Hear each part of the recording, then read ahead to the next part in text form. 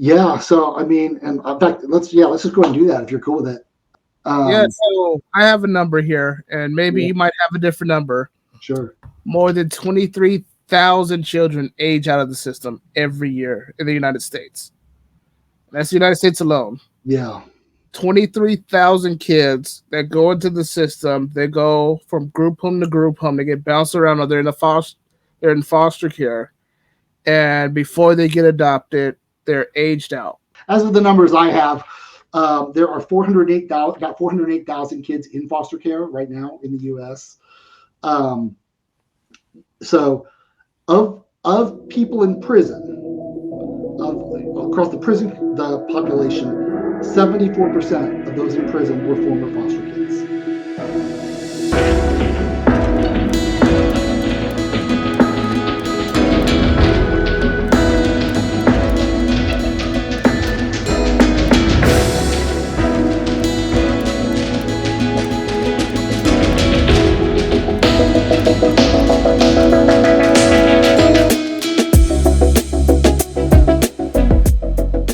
Hello, everyone, and welcome to the Soul IV podcast.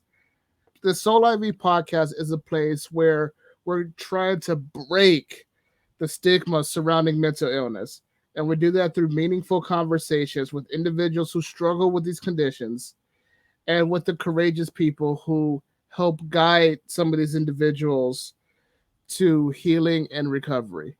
And today we have one of those people who guides um, young people to through healing and recovery. We have Mr. Chris Long.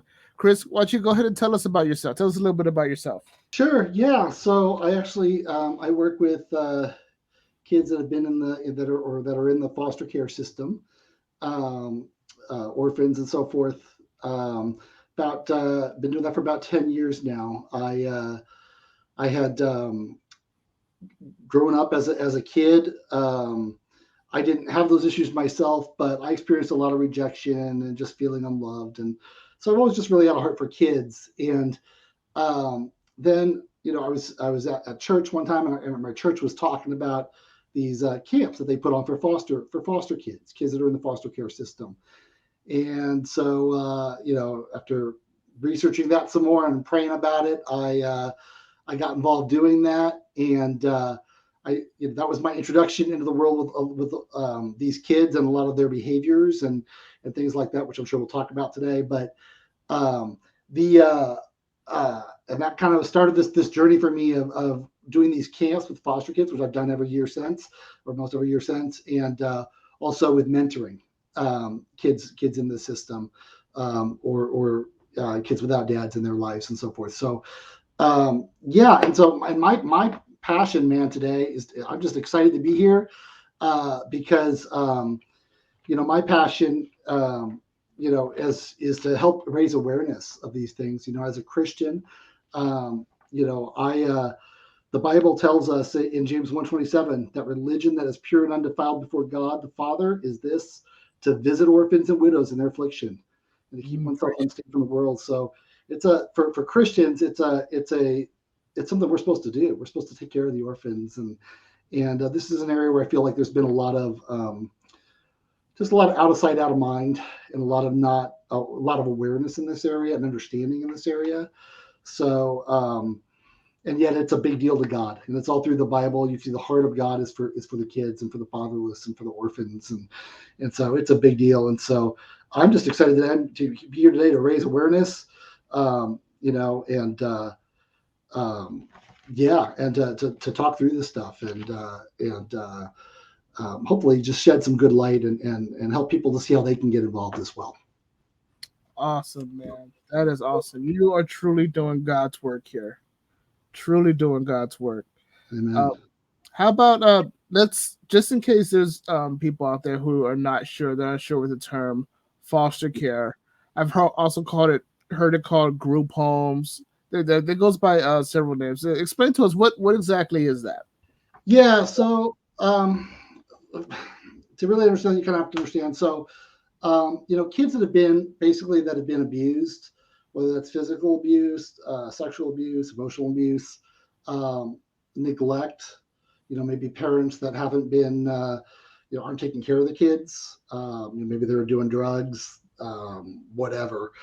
At some point, what ends up happening is somebody will call the cops, somebody calls the police, some report of something, and it's made aware to the and the police will come, and if there's those kind of situations, they'll take the kids. And what happens at that juncture is the kids get taken to a county facility that is kind of an intake facility, and so they're taken out of their home environments. They're placed in this intake facility, and then from there, that facility's job, the county looks for placement or where they can put these kids. And so then there's foster homes, which are where there's people that have decided to be foster families, to caregivers to these kids and they've agreed to do so on a short-term basis or an indeterminate basis. They don't know how long they're really going to have the kids in their care. There's also group homes, which are basically just they're group homes. They're basically homes that are run by the state or paid for by the state or different organizations that the state then reimburses to basically house a bunch of these kids, and with paid staff that are there to take care of the kids.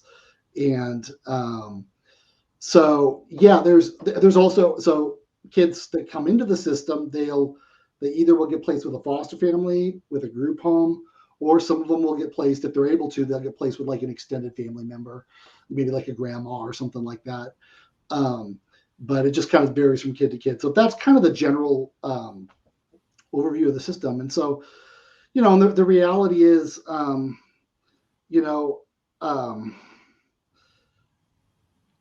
want to read this quote because I just heard this the other day from a good friend of mine. I actually saw it on a post he made, and this is a guy that I've worked with for a number of years. And he says this. He says, "What is your happiest memory as a child? A favorite Christmas, family vacation, camping trip, or birthday party, perhaps? Imagine for a moment that your only childhood memories are of abuse, neglect, or abandonment. And then without warning, you're forcibly moved to a new home with people you don't know. Then imagine that process repeating itself 6 to 7 more times. Finally, imagine you end up in a group home with other kids that you don't know and where the only adults to care for you are paid to be there. Sadly, this is a common story for kids, for a lot of or some of the kids that are in the system, what we call the system, right? And so as a result of this, there's trauma. There's the original trauma of kids that got them into the system. But then what sadly ends up happening is there's that trauma gets compounded because once they're in the system, again, it's very common that whatever placement they get placed in, that's not the permanent thing. They end up, for whatever reason, things don't work out. The system itself is very broken. There's a lot of, it's sad to say, but even a lot of the foster families and things like that, there's people that are in it for good, to do good, and to really, because they love kids, they want to take care of kids. There's also people that are in it for the money, reimbursement from the state. There's also people that do that with bad motives themselves and that don't take care of kids themselves well. And I've heard loads of these stories from kids through the years, and it's heartbreaking. And so they'll move from foster family to foster family, group home to group home. And so what ends up happening is that trauma just gets compounded, right? So that's the system, and and a lot of these kids, once they're in, the goal is hopefully to get them reunified with their biological family. But sometimes that happens and sometimes it doesn't. Depends on the situation. Some of these kids, the parents that are in jail and so they, some of the parents need good rehabilitation themselves in order to be able to take care of the kids again. And so they just end up in this, they can be in the system. And so a lot of kids, they're in this, once they're in the system, they're in it until they basically age out at 18. And there's a whole set of issues with that as well, which we can also get into this podcast. But it's that's the system. And that's what, when we talk about foster care or orphan care, group homes, these terminologies, that's basically, that hopefully puts that all into perspective. So Wow, that is very heavy. Um, I before this podcast, I went and I asked several people around the neighborhood, people in the church, um, how many people do you think go through um, orphanage, the foster system, they're in the system, and age out? And I've got a whole lot of different answers. Some people say, "Oh, no, probably not that many." I imagine a lot of kids get adopted, um, and a lot of people generally have a good feeling about what the system is doing for these kids. But Chris, tell us about what's your experience. Yeah, so it's a mixed bag. There are definitely kids that there's definitely kids that there's good stories out where they're able to get adopted. Where there's a long-term placement where they're able to get adopted into a good family that is able to help them and take care of them. I've definitely seen a number of those situations, and that's awesome. Um, Unfortunately, there's a lot of the other two. There's a lot of or even with the kids that get to that stage, a lot of times before they get there, again, they've been through several other foster families, maybe a group home or two, or several. And so again, even if they get to that stage where they're able to get into an adopted situation, where they're really able to find kind of a forever home, it's it can be a it can be a journey to get there. And again, a lot every time a kid moves from home to home, situation, right, with new people and people they don't know and people that are just there to because they're there to they get paid to take care of them, right? There's all these things, and it just the trauma gets compounded, right? And so it can take a while then to unravel that, even once they get adopted. Kids that anybody that's done adoption will tell you that kids in that situation, honestly, even kids that get adopted as babies, there's still there's issues that just happen with kids that are adopted, that behavioral issues and so forth. So um, I would say um, there's definitely good success stories, but there are a lot of kids that just end up they're in the system and they go through the system and they're there until they age out, and there's quite a lot of that. I would say that's the bulk. And especially when you start talking about older kids. This is a common thing. I think a lot of people have heard this, that, it's a lot easier to get, babies and newborn, young children adopted than it is, say, teenagers, right? So depending on when the kids were taken out of their homes and placed into foster care, um, can kind of,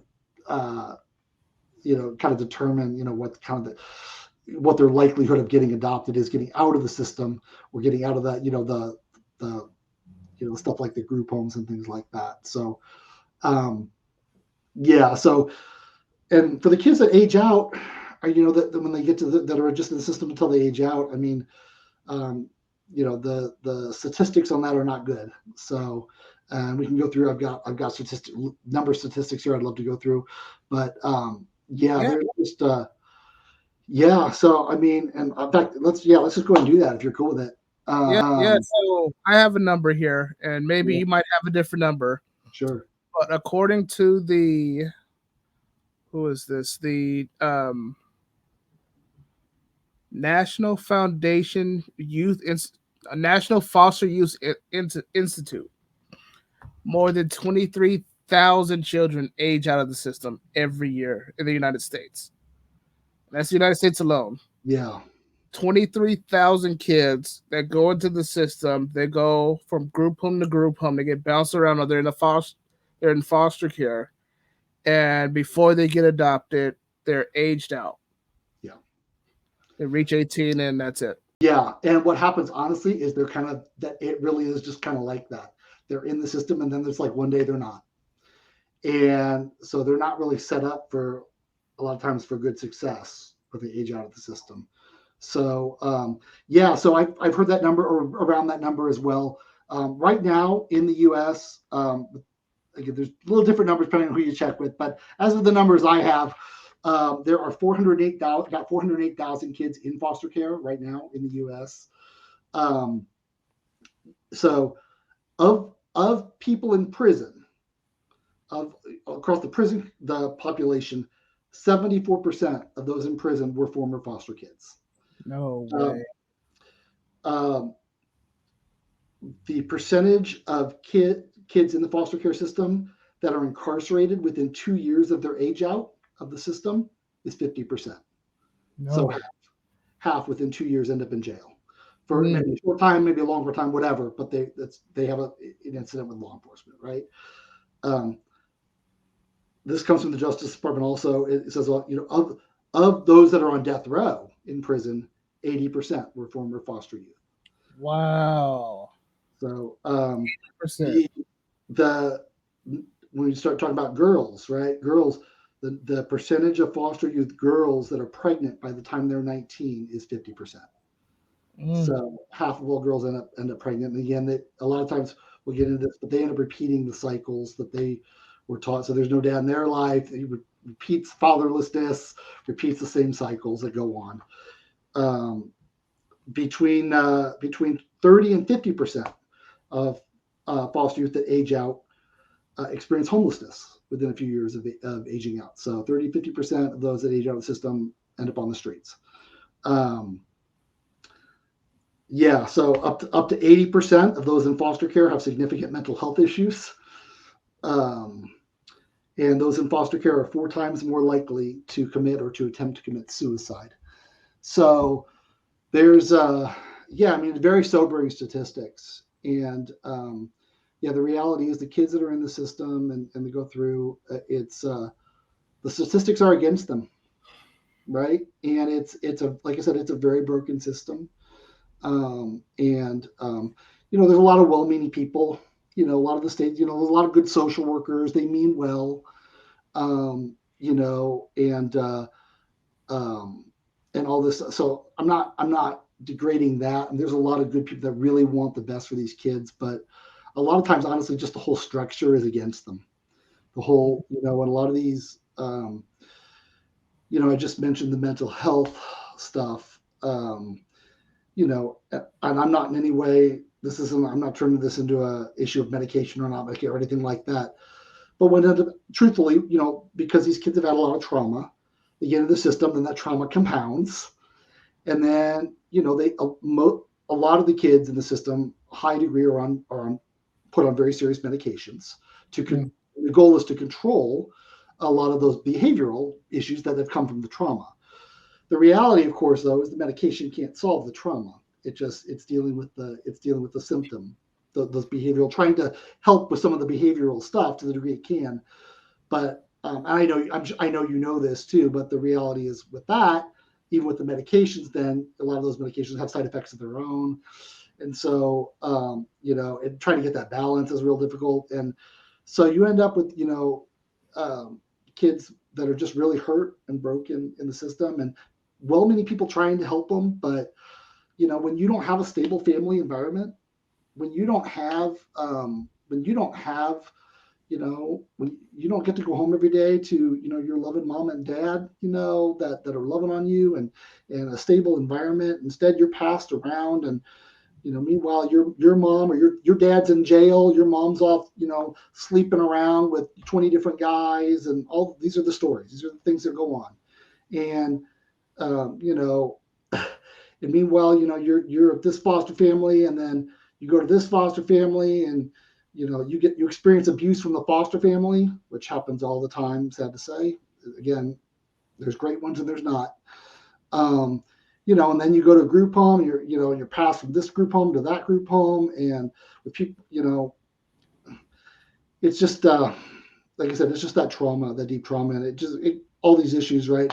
And then eventually, if they don't get adopted, right, they age out of the system, and without any real intervention, they're still carrying all that trauma. They're still carrying all those mental health issues, right? And so they age out, and there you go. There's your statistics. A lot of them end up repeating the same things that were done by their parents that brought them into the system. So a lot of turning to drug use,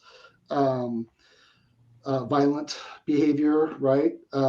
Things that they maybe saw modeled for them in the home, right? Abusive behavior, like if they had, say, a dad that was physically abusive, right? A lot of them will end up, that's what, even though that's what brought them into the system, that's what they saw. That's what that was modeled for them. Mm-hmm. So, and again, without real intervention on a heart level and really able to deal with that trauma in a meaningful way, with a lot of them, it doesn't happen. Um, you end up with these statistics, and it's heartbreaking, and that's why we'll talk about that's why I do what I do, and I'm excited about because for me it's an intervention point. I'm able to hopefully help actually help address some of that trauma and bring healing there, and to so that the kids hopefully that I'm able to impact. My goal is to show them a different path. And I even tell them, I don't want you to be a statistic. I don't want you to. Here's what the statistics say. I don't want that to be you. And give them a different path. So yeah. So I mean, that's where my passion is with that. So Okay. I do want to go over something you said real quick. yeah, Because I feel like this needs to be spoken on. You mentioned a little bit earlier about medication. You mind going back over that again? I want to hear exactly what you said because I do want to address that. sure. What Yeah. you've observed with medication. Yeah. So I mean, my observation, and again, a lot of the kids that I've interacted with are on medication. And a lot of kids that are in the system are on medication, and they're placed on it to combat the behavioral issues that, and we'll talk about at some point we get into that too. What are the behaviors that we see, but they're put on the medication to combat those the behavioral issues, and so the medication, again, I don't personally, I'm not one of these that's super either way, but I recognize medication's limitations, right? Medication, it's looking to it's dealing with the symptom. It's dealing with these symptom issues, these behavioral issues, trying to regulate things, trying to get things to a manageable state, or what people, some form of a state where maybe the behavioral stuff isn't as pronounced. But medication cannot solve the root trauma. The reason for the behavior to begin with is the trauma, Mm-hmm. the things that were done to them, even like I said, even the trauma of being ripped out of your home, even if Mm-hmm. it's legit, even if they need to be taken out of their home because their parents can't care for them or their parents have abused them or whatever. It's still, there's trauma in that and all this, and then the trauma from the system. So and that's the core of the issue. So until there's healing there, medication is just a band-aid. And So the truth is, the medication, a lot of the medication, you start getting into the psychotropic drugs and that kind of stuff.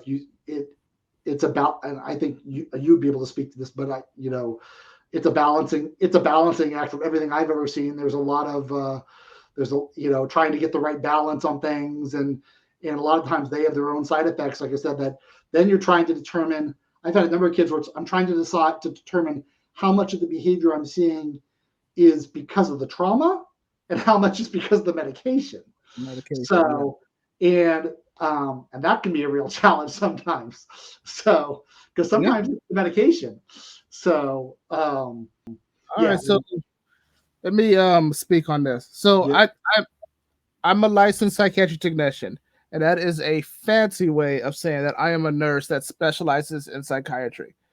All of my patients come in, whether they're adults or teens or children, um, have some sort of behavioral problem or some sort of mental illness that we're trying to treat.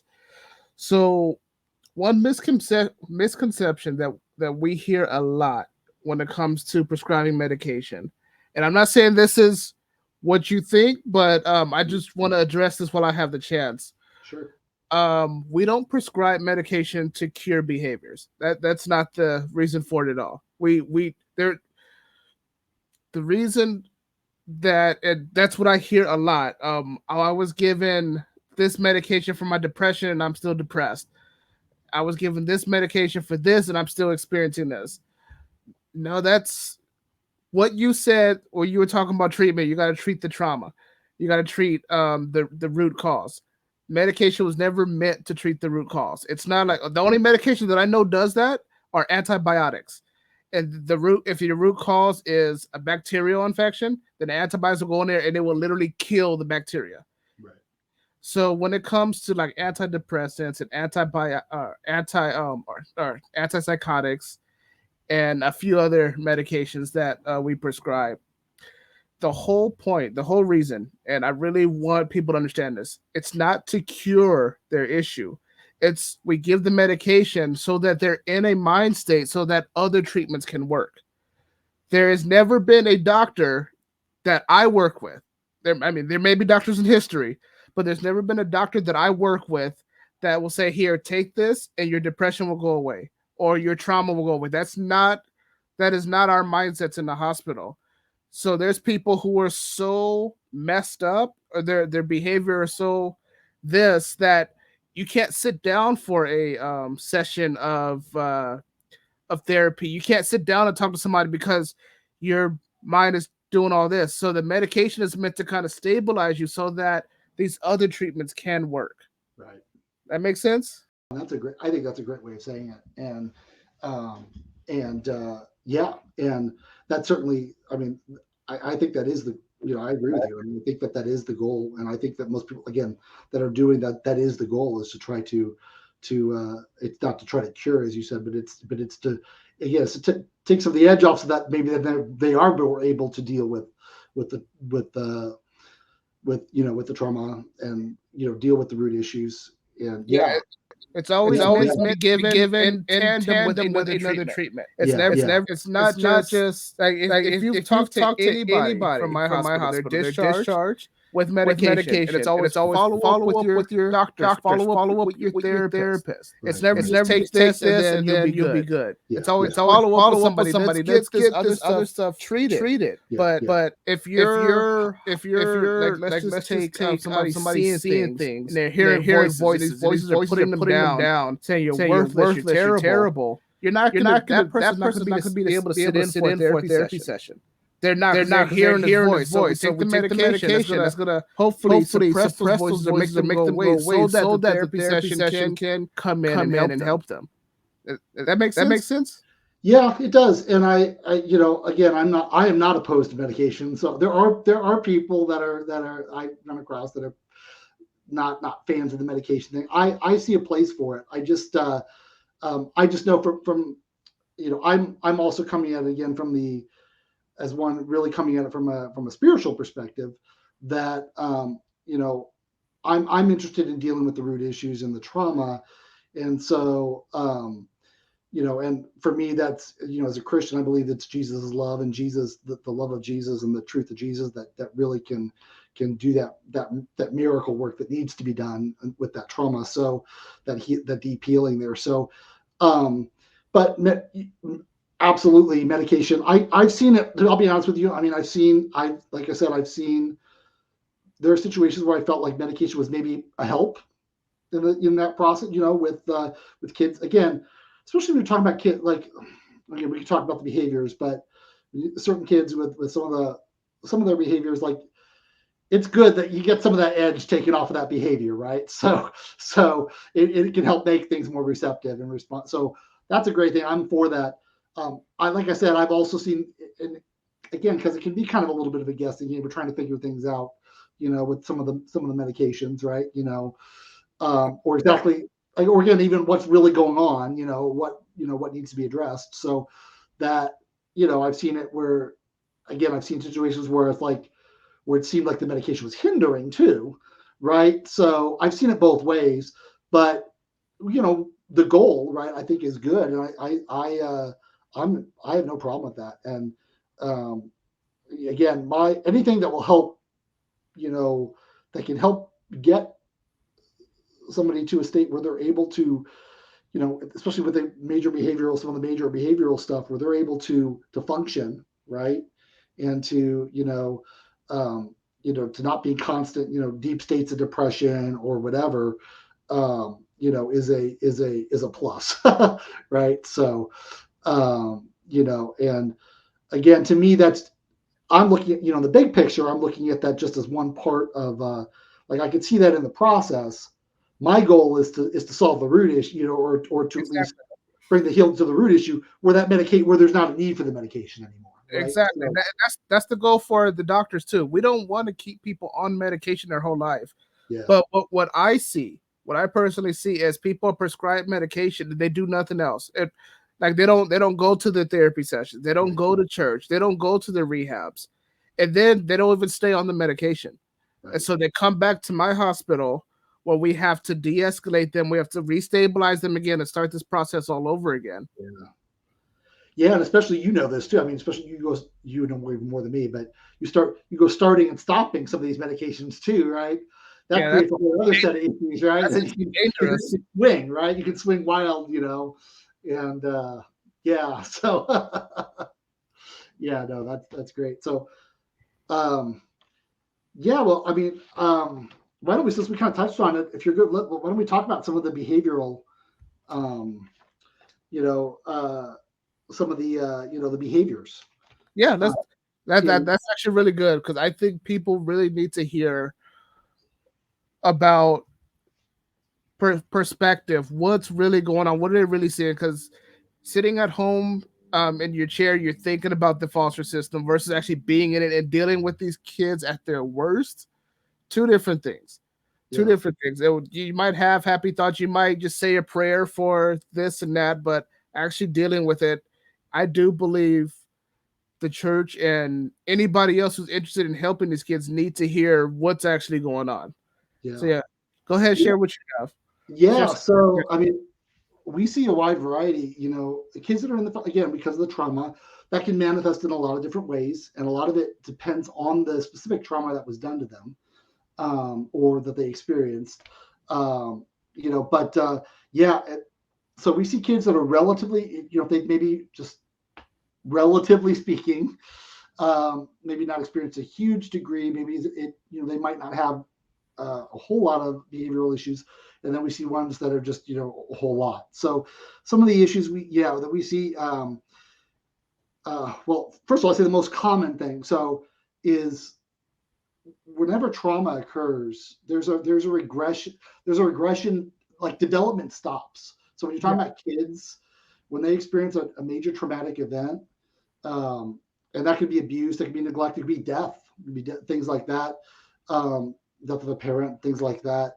But when they experience that trauma, the their emotional development a lot of times stops there, and it gets locked in that time of their traumatic. And so, as they then grow, they a lot of times are several years behind their actual physical age, as far as their behavioral age, their emotional age.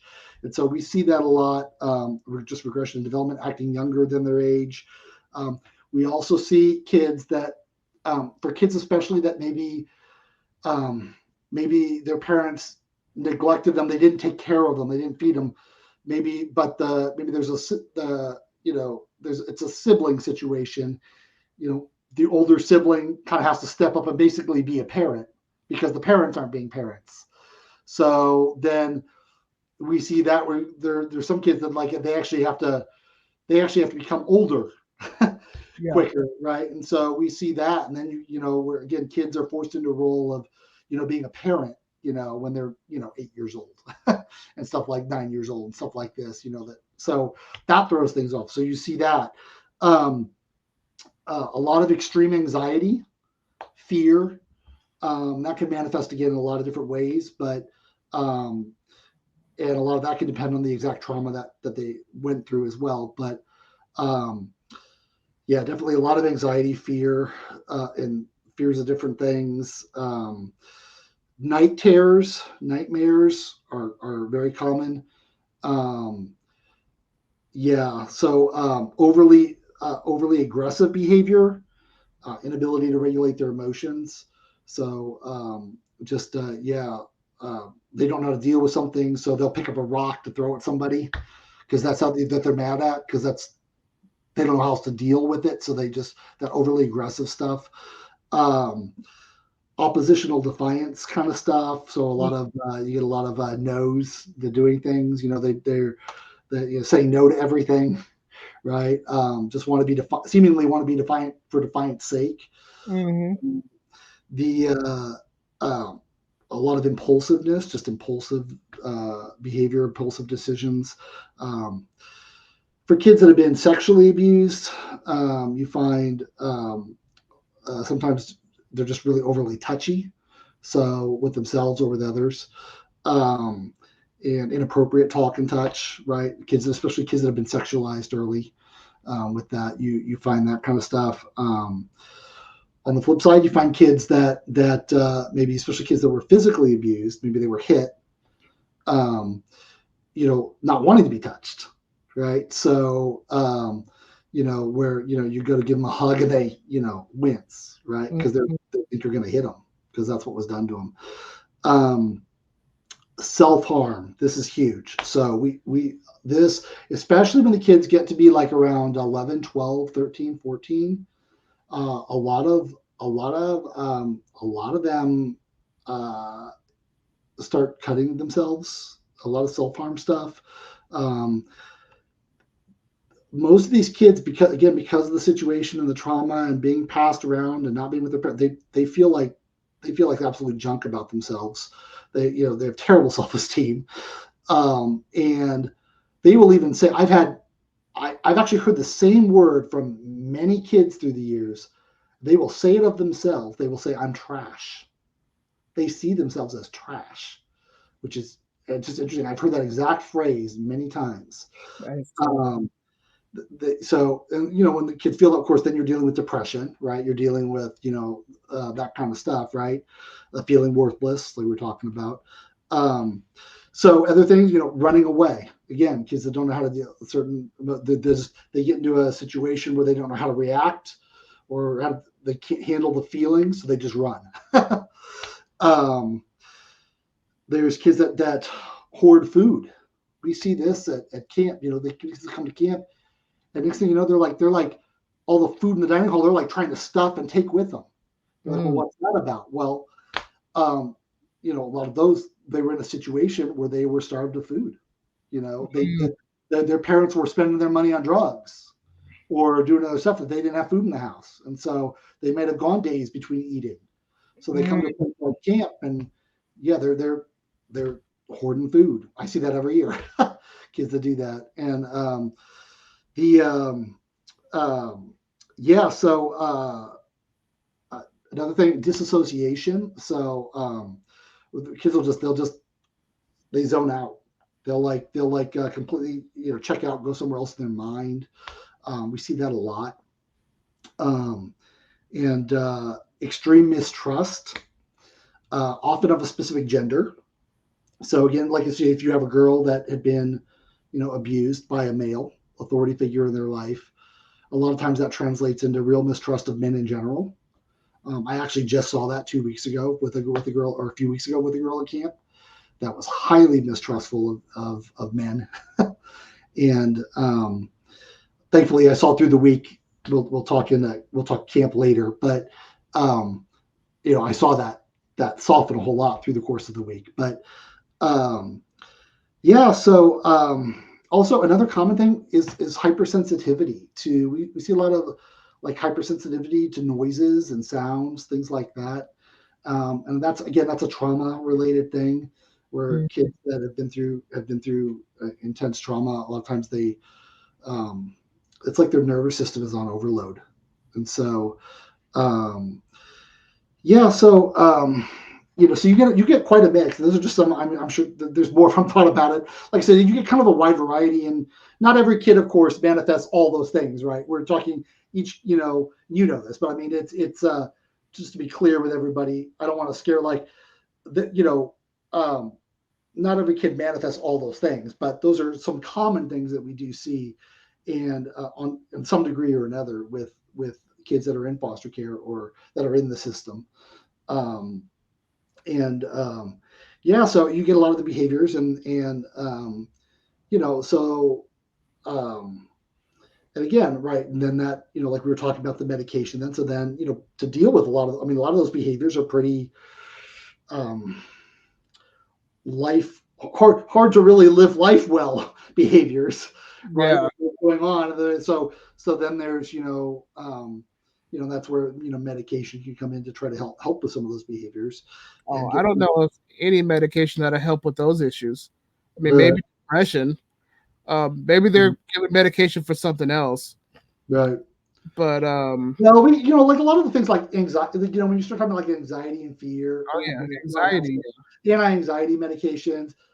There's also I didn't mention, but I think this is just in general. I don't know. This is just with foster kids, but there's a lot of ADD, a lot of Yeah, ADHD kind of stuff, and so a lot of the kids are on that kind of medication as well. But even mm, those can help kind of some of that can take some of the edge off of some of the others.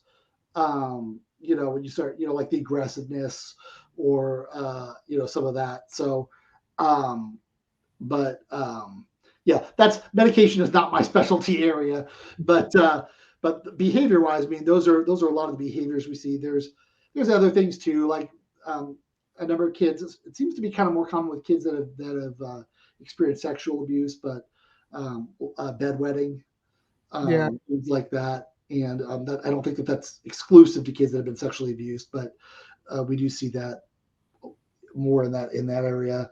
Um, but yeah, so I mean, there's a wide range of again, when you're talking about trauma and the things people go through, um, you know, and these kids learn how to cope as best they can. They don't necessarily know how.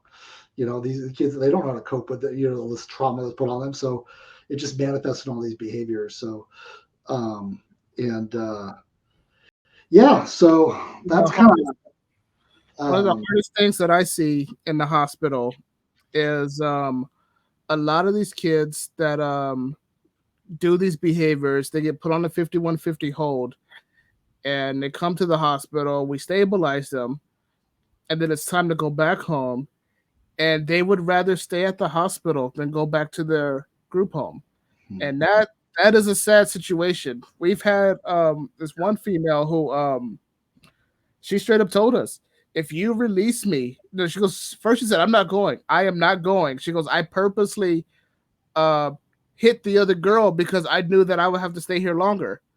And they were like, no, you gotta go. She goes, if you let me go, I'm gonna kill myself. I'm gonna kill myself as soon as I get home. You can't let me go. You can't let me go. I'm gonna kill myself. And so it's showing the brokenness of these group homes. And there's yeah, another kid I was talking to who he said he liked the hospital better because he had a TV in the hospital. hmm, And he said, yeah, we don't even have a TV at home because I could watch Netflix on my phone, but that's about it. And I said, well, how are you doing in school? And he said, I dropped out of school. I was like, you're only like 16. Why'd you drop out of school?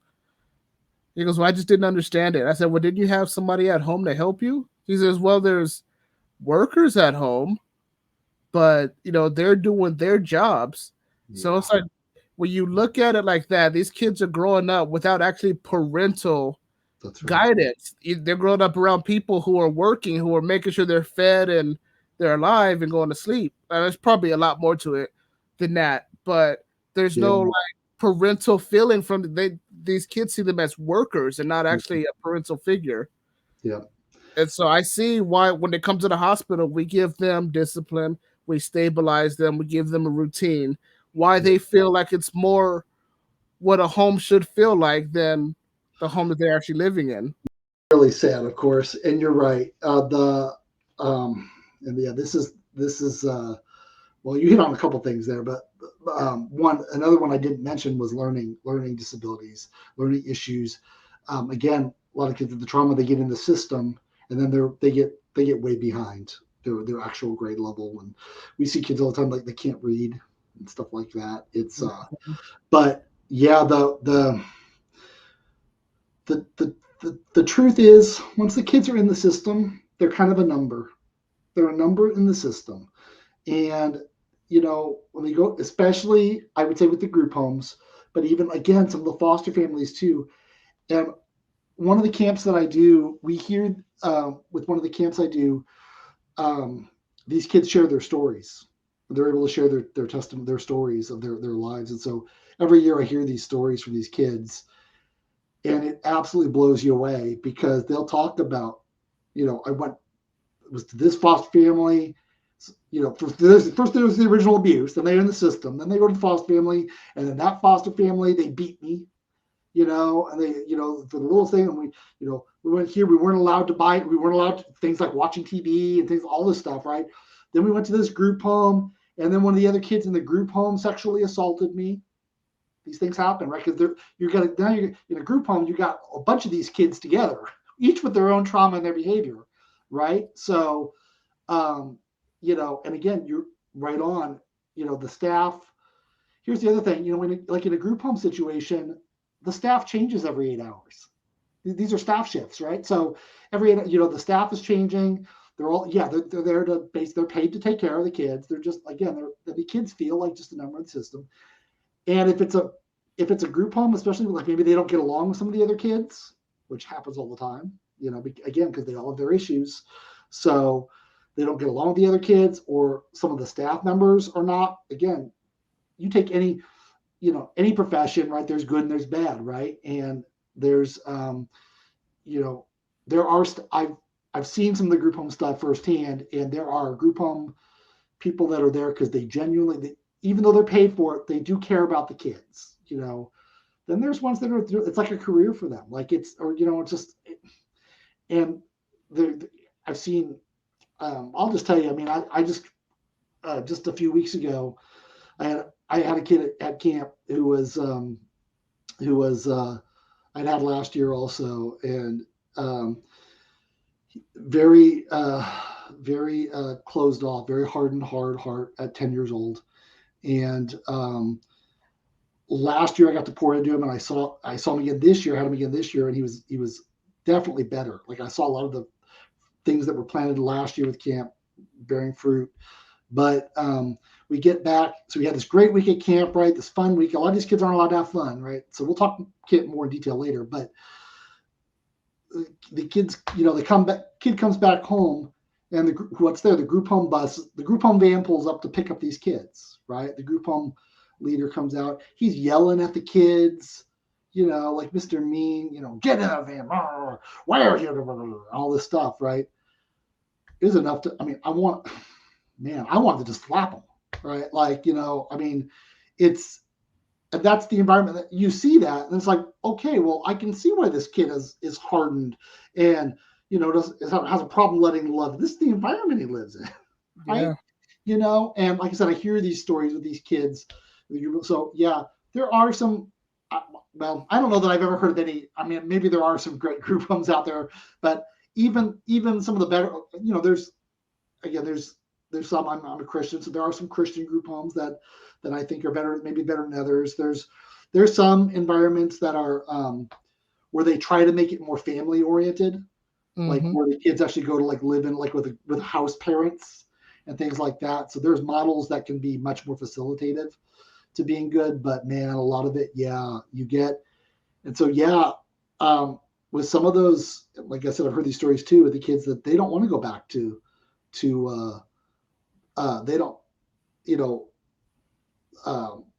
if it's a particularly bad foster home or group home that they're in, they don't want to go back to it. Like they wanted to, and some of them are bad. And a lot of kids are just trying, they have to kind of go through the bad ones to get to the good one, or to get to a situation, and some of them get there and some of them don't.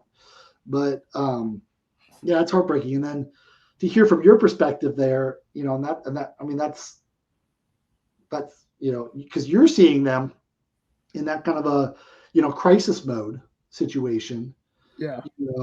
And man, I mean, that's just, it's amazing that there would even be any, they'd be like, I'd rather be in the hospital than in, I never heard that. That I can believe it. It is, when people talk about the system being broken, it really is broken. It is very broken. And it's, and again, I've met some great people, good social workers, good things that try, but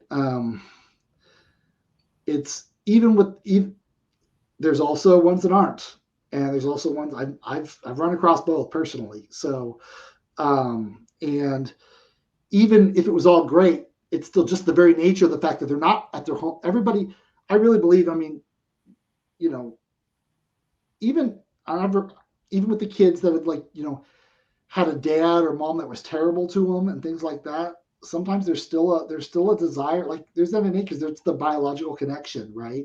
They still you know um, they still miss that their home environment, even though it was toxic. And so everything then they're moving through all these other environments. There's just so much brokenness that it compounds, and yeah, it's heartbreaking. And but again, that's why I've seen all that heartbreaking stuff. I've also seen great breakthrough, and I've seen kids and really be transformed through things like major intervention things like these camps, and mentoring. Um, So let me interrupt you right here because we're running out of time. sure. Um, this is actually a good segue into the last questions that last things we want to talk about is what can we do to be involved? Yeah, so that's great. And the truth is, without getting into the details on camp, maybe we'll do that another time. But the uh, there's a lot of need, and so for people that are wanting to be involved, again, I'm speaking specifically more for from my perspective for Christians. Um, you know, there's a lot of ways that we can help these kids. So there's from every step along the way, from the time they get into the intake facility. There's groups that can go in. I've actually been a part of a group that's gone in and just played games with the kids in the intake facility. Try to give them some fun. Try to get in the midst of a hard situation, just when they're starting to enter the system. There's things once the kids are in. There's things like being involved with being a foster parent. If you have a desire to help kids, there's a real need for good quality foster parents that can provide a loving home, right? Where they're not going to experience more compounded trauma, but you're actually going to be able to love on these kids and hopefully help provide some stability for the trauma they've already got. So there's a real need for that. Um, there's things like, and to me, this is a great intro to anything in the orphan care foster care system, are camps that are for foster kids. I involved with these week-long camps, and it's a great kind of a one-off thing you can do to kind of expose yourself to that world, and also see the power of what a week at camp loving on these kids that don't really get much love anywhere else. You can see the difference, and you can see the change, and it's huge, bigger than people think. So to me that's a great intro in, and is the camps. And then from there, there's mentoring. So ongoing mentoring, ongoing one-on-one mentoring with some of the kids, group mentoring. There's a need for people to be involved with, teaching life skills. We were talking about that, the kids that age out of the system, right? Teaching life skills to, teaching kids how to balance a checkbook, all the things that they're not necessarily learning. And there are organizations that do some of this stuff. So, and there's Christian organizations that do these things. And each one of these things, there's different organizations, and depending on the area you live in, I would say, you can research that. But and then there's organizations and things that help kids that have actually aged out of the system, to help provide them maybe stable transitional housing, living situation, to help get them on their feet. So there are things that can be done at every step along the way. I like, as the entry point, like I said, I think, because it can be very overwhelming. Even this whole topic can be very overwhelming for people. And I think a great way to really kind of get your bearings a little bit, that doesn't require more than just a week of time, and you'll kind of get a good feel for things, is camp. And so there's an organization called For the Children, and so the website on that is www.forthechildren.org. And if you go there, there's camps all over the country. And the camps are actually called Royal Family Kids Camps, and For the Children is the parent organization. But you can go to that website. You can go to your state, find your metro area, and find some camps in the local area there. and that are doing camps, and they'll have the dates and the contact information, and they can, each one of those, then can they give you more information on the process of that. And again, that's a great entry point into the whole world of this stuff. And you'll also get a good feel for it and see if it's something for you or not, if maybe you're kind of on the fence. If for those that just happen to be in the Southern California area, huge metro area, there's a great camp called Camp Allendale, which is campallendale.org. And they are desperately in need of volunteers. That's what they do all summer long, is these camps for kids of all ages in the foster care system. So they're always in need of volunteers. So that's a great, again, just another opportunity for those specifically in the SoCal area, Southern California area. And then for some of more general resources with the foster care, adopting, I didn't really mention adopting too much, but adopting as well. Some of the aging out kind of stuff. Just kind of a good general resource is Focus on the Family. So they have there it is, focusonthefamily.com, and with their resources for adoption and foster care. And they've got quite a lot of stuff, from books from people in this thing that to radio broadcasts on the subject that they've done, and all sorts of stuff that can be good resources to how to be involved. But specifically for those watching, I would say,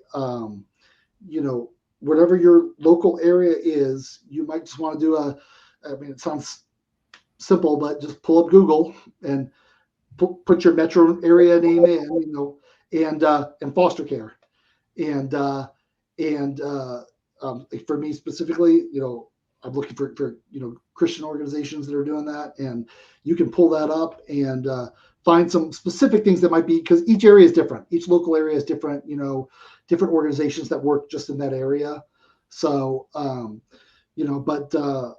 there's a need across the board. There's a huge need for mentors, people that can just take some of these kids under their wing.